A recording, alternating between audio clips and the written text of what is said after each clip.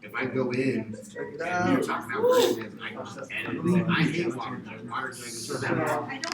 That endpoint that you create as a user is only at a That wasn't my roommate. That was Another actually user could one of his create buddies, another Farouk, but then I had a roommate named Fahim.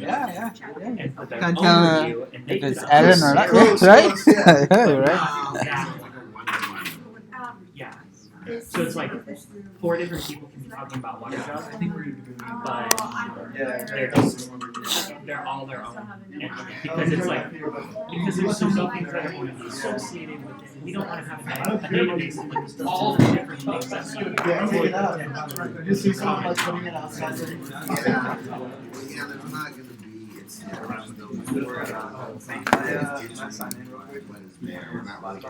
everybody's got their own Get out. yeah. Well, I don't know. I mean, I just think, well, what's the difference? Why would we want to have to just say like it's not in there? No, so it's not going to say like this unless like they're trying to put in your stuff into that. Yeah, well, like, because I can imagine. Yeah. So if you were trying to put in something twice, Anybody. so you put in water jug and I put in water jug. Yeah. So those are going to be 2 different things. Because it's it's saved under you because your water jug is my water jug. You could like it. All right. Good evening, everyone. Let's go ahead and get started. It's going to be a short session. I want to give you guys more time, but that's what I think is going to be short. We'll see how long. It shouldn't take that long. All right. Everybody still working on the projects, or how's it going? No, we're not. Starting. Starting. Okay, if you guys are starting, this is a good lecture. I thought since we had holidays in between, we are still on 16.2, but it seems like 2 weeks have passed or something. I know.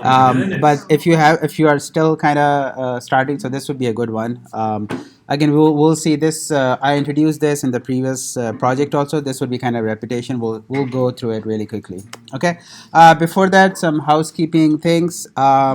I'm not here on this Saturday. Matt is going to be here, but it's going to be project. So there's a short lesson which he will talk about. It's called unit test. Even if you guys don't use it in your project, I would say take notes and keep notes about the tools that he's mentioning, because those tools are used widely. I mean, those are like the standards that people. I mean, those are like popular ones. I've seen. Actually, I haven't seen anybody diverging from them or using some other front-end testing tools. So those are really good ones. Again, even if you don't use, it's good to take note of it, read up on it before you go for interviews, because towards the end, they kind of throw some questions asking, hey, do you know about unit testing? Or, if you know, what tools do you use? So, those are the 2 common ones. You just name them, give them overview, and they'll be like, yeah, it's okay. Okay. So that's on Saturday. And then Tuesday, also, I'm not here on Tuesday. Taking a day off. But again, it's project week. Nick and Troy will be here. No. Again. No day. No. Again, there's actually no. There's no lecture plan or anything. You guys will come in. Make sure you guys come in for attendance and all that stuff. And Nick and Troy will be here. You guys just will be working on your project. So I'll see you guys on next Thursday, and then Saturday is your presentations.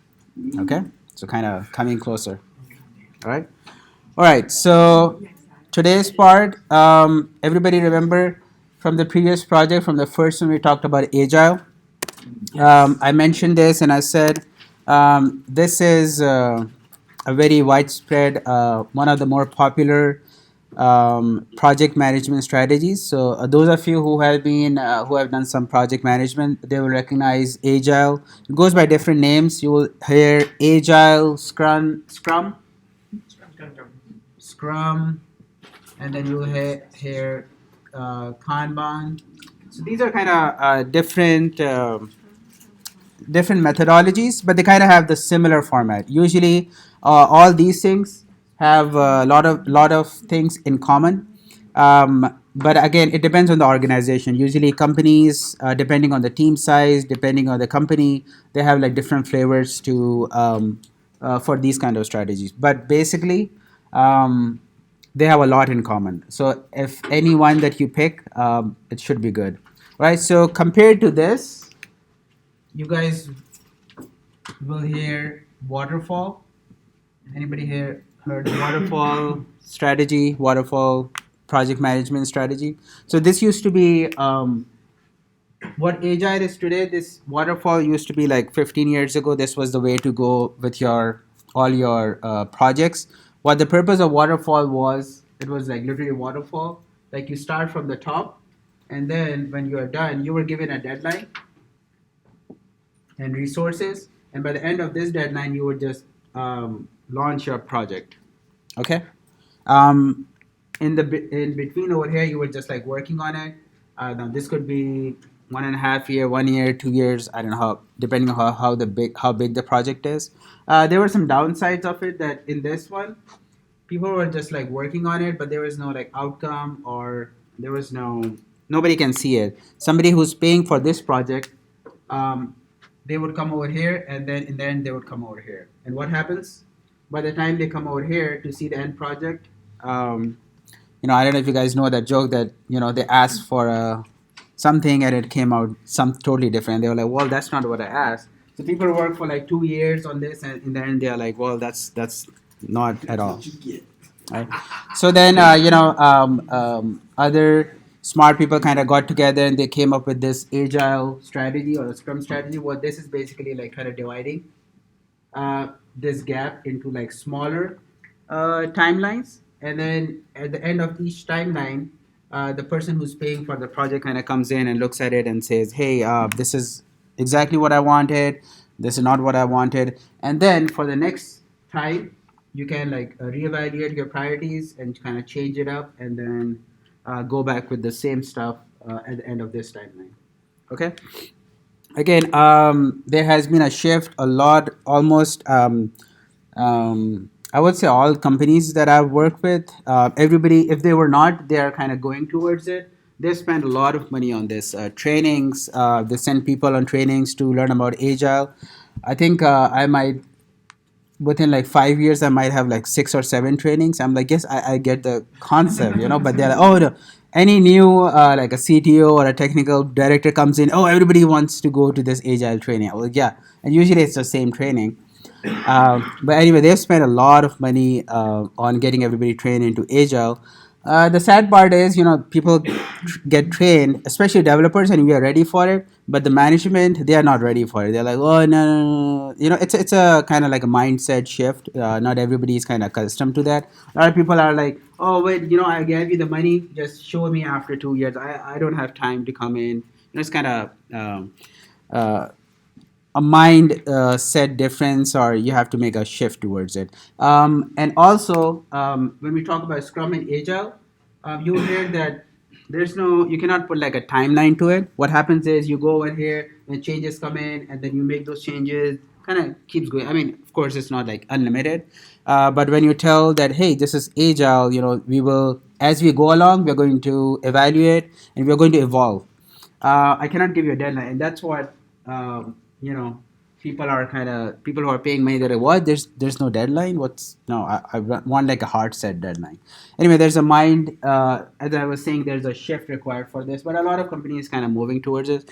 It's good to know the basic about this. Usually, what happens is if you go in as a junior developer, you will definitely get training in agile methodologies. They have a I think almost every company has a training class for it, and they'll put you in. But it's good to know what to expect. Okay. So just previously, in the previous project, the first thing we saw was setting up the Kanban board, which is Scrum board. You will hear that being called as a Scrum board also. Remember, GitHub kind of comes with it. So if you go to your project, it's under your projects, and then you can create a new project, and then from the template you would select automated Kanban. This will create those projects that kind of swim lanes for you. Okay. Um, again, if you are starting, if you haven't, I would highly suggest, create that board, create your task, and assign people to those tasks.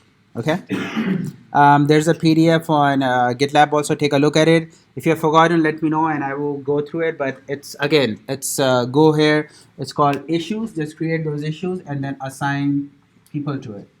Okay. In the previous project, I talked about sprints. That's what we call these timelines. These are called sprints. In the real world, sprints, usually you will see um, sprints are usually like 2 weeks. Some places have 4 weeks, but that's kind of rare case. Usually the sprints are 2 weeks. What this means is your sprint start, you have to come up with a set of tasks, set of issues, or a set of stories that can be worked in 2 weeks. Okay, so a teams gets together. So for example, for us, Tuesday is the day where we do the planning, and then it goes on for next 2 weeks, and on Monday our sprints, the next Monday, our sprints ends 2 weeks after. So every Tuesday, the whole day is just like meeting. So we get together, we demo what we did in the previous 2 weeks. All right. So the first ceremony that we do every Tuesday in 2 weeks is we demo to our business who paid for it. All right. They look at the demo and we say, okay, these are the stories that we worked in the previous sprint, and this is the demo for all of those. Okay, so demos are accepted or rejected, not rejected, but they say, hey, go back and change something. So we kind of go back and reevaluate our stuff. Okay, the second is something called retrospective, or retro for short. Okay, retrospective, or if you see on the site, it's called demo driven, after the demo driven playback meetings. So these retro meetings, these are, you're going to look back to your previous 2 weeks and kind of think about that, what happened during those 2 weeks. All right, so usually the questions are what went well. Okay, so you come together as a team and say, hey, in the previous 2 weeks, what were the things that went really well. Okay, the second question is what didn't go well. Okay, we took on more tasks than we thought. Our tests were failing, or we were not able to kind of come together and do stuff, or somebody didn't follow some process, or we didn't follow the process as a team. It added more stuff to our backlog. Okay, so what went well, what didn't went well, and then the last part is kudos. Right, this is kind of building a morale of the team. You tell, okay, you're this person. You say nice things. Somebody say, oh, this person helped me, so kudos to this person or that person. Okay, so these are the three things that we do in retro. Okay, demo, retro, sprints. These are the words that you would hear. These are kind of common across organizations. Sometimes sprints are called iterations, but it's kind of same concept. Okay, any questions so far? Everybody go to the process? All right, so after the retro, what we do on Tuesdays is the planning part. And this is the thing that we go back and see what we can do in the next 2 weeks. All right, so our sprint starts on Wednesday. The whole day we do these three things. In the end is a planning session. We say, okay, these are the stories that we can tackle in these 2 weeks. Okay, for you guys, the whole project is just 2 weeks, right? So so it's you just need to evaluate how many sprints you can have. In the previous project, I suggested like a 2 day sprint, because since this is 2 weeks, just do a 2 day sprint, and the next day do your planning half day, do your planning retro, anybody having issues, and then kind of see what you're going to do in the next 2 days. That was my suggestion. Again, it's the same suggestion right now, since it's a smaller project. You can't have a 2 week sprint, so instead do like a 2 day sprint, and then dedicate one day or dedicate like half day for making sure, demoing what somebody did, demo among yourselves, make sure it runs on everybody's computer. All right, just not like it's running localhost. And then go back, do your retro, say, hey, what's going on, something that you looked, something you want to share with the team, and then plan for the next 2 days. Okay, next 2 days we are going to complete these set of tasks. Okay, Again, the Kanban board that kind of helps. Just give you a visualization, and you can see what people are working on, what's going on, and if somebody is stuck or not. Okay, highly recommended. I know it takes a little bit of time, and as developers, it took me a time to get used to it. I kind of hated the whole process. I was like, I just want to go and do stuff, but I see the value as I grow, as I work in the environment. You can see what value it brings in. Okay. All right. Any questions? Everybody good? All right. So I talked about the Kanban board. We talked about the issues. Oh yeah, the stand-up. All right. So the last part again, the stand-up. This is extremely important, and I suggested, I think in the previous class also. So stand-up is a meeting that you do every day at some point in time. The time is you decide as a team. Could be early in the morning, 8 o'clock, 9 o'clock. Usually, when you're working, you will see that this meeting is usually in the morning. In our case, our meeting is at 9 o'clock every morning. Okay, so it's kind of before you begin the day. That's what it is. But I've attended some. I've worked for some companies who had their stand-ups at like 1 o'clock also, right after lunch. That's also works. I mean, it depends on what time you decide on. Okay, but usually you will see this is in the morning, the first thing before you even start doing something. Okay, in this meeting, again, it's not like a status meeting. That's what people kind of confuse. It's not like you're giving a status to somebody. Okay, what you are doing is you are just sharing information. What you do is the first thing you do is you answer 3 questions. The first question is, what did I do yesterday? Okay, so I have my sprint laid out and I have my stories that are assigned to me. So I'm going to share with the team that which of the stories I worked on, right? What did I do yesterday? Okay.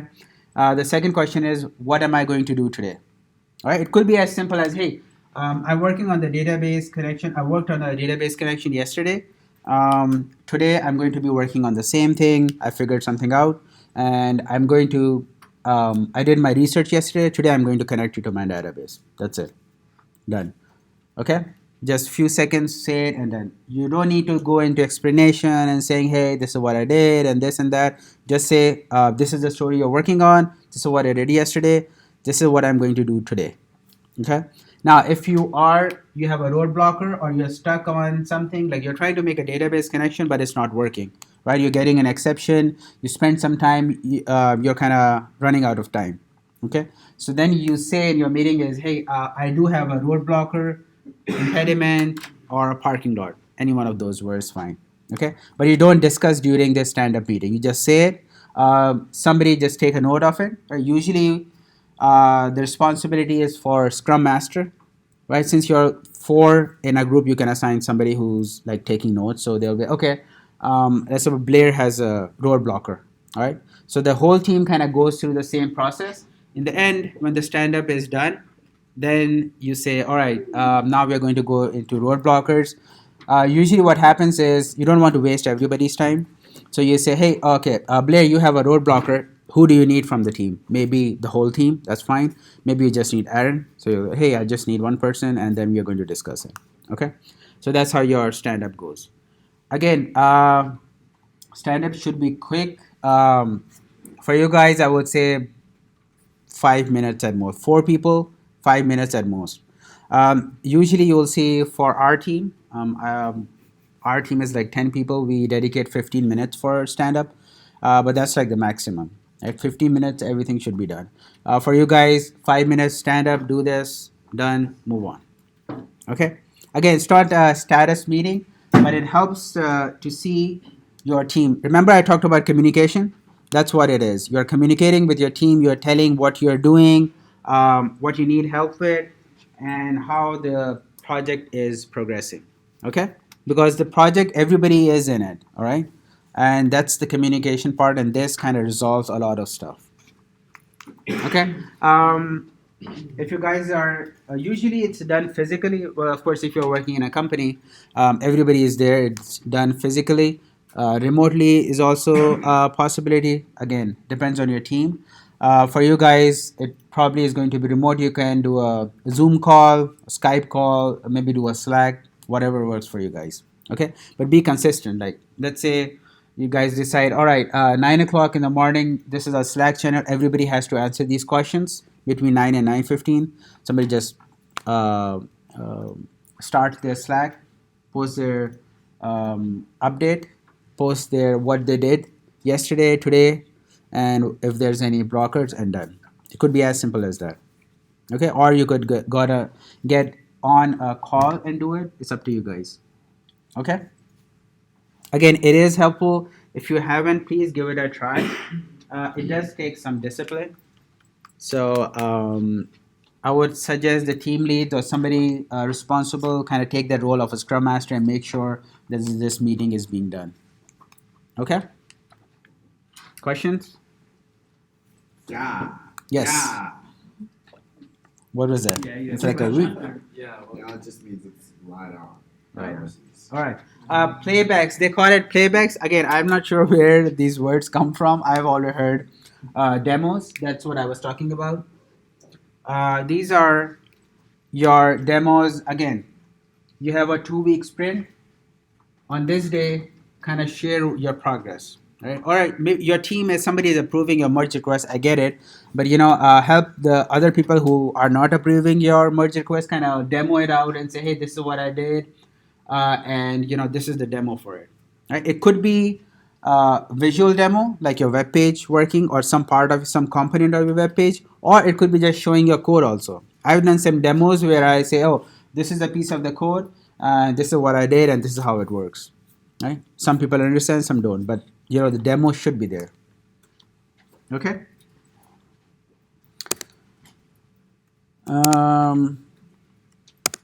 I already talked about retrospective. Again, on your this half day dedicated, kind of go through these questions also, what went well, and this helps in this reevaluation. This is what I was saying, right? When you talk about it, you're like, well, in the previous sprint, I think we didn't get the requirements correct, and that's why our demo didn't go so well. So I'm going to dedicate some time and talk to our business person who's paying for it, or who is responsible. I'm going to sit with him or her and kind of, make sure that for the next sprint, everything is good.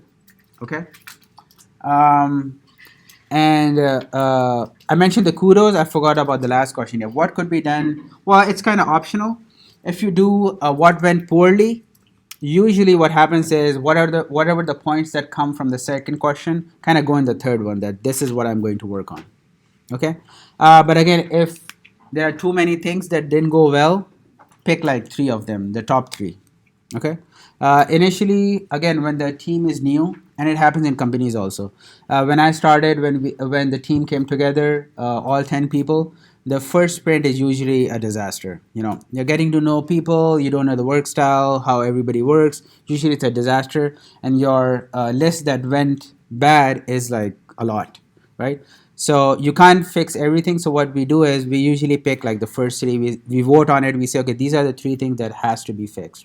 All right. So over time, over different sprints, what happens is the team gets kind of gelled together and the list kind of goes down. Okay. Let's see. All right. Any questions? Okay. Again, I would suggest, even if you don't follow the agile methodology in your project, I will highly suggest take notes, make sure about these kind of words that I mentioned. These are kind of universal. Everybody kind of uses those words, so that if you get asked something, hey, do you know what agile is? Have you worked on it? Well, you worked on your project, so you can say that. Do you know the concept of sprints? What are the ceremonies? These are called ceremonies. So they can ask you, what are the ceremonies in a agile methodology or a scrum? So you can say, well, there's the demo, retrospective, planning sessions, and then we have our sprints, which could be 2 weeks, 4 weeks, depending on the team. Okay? All right, any questions? Everybody good? Well, that's actually, this is all I had. So the rest of the time is on projects. Again, any questions, let me know. Otherwise, I don't have anything else. All right. So we'll spend rest of the time in your projects.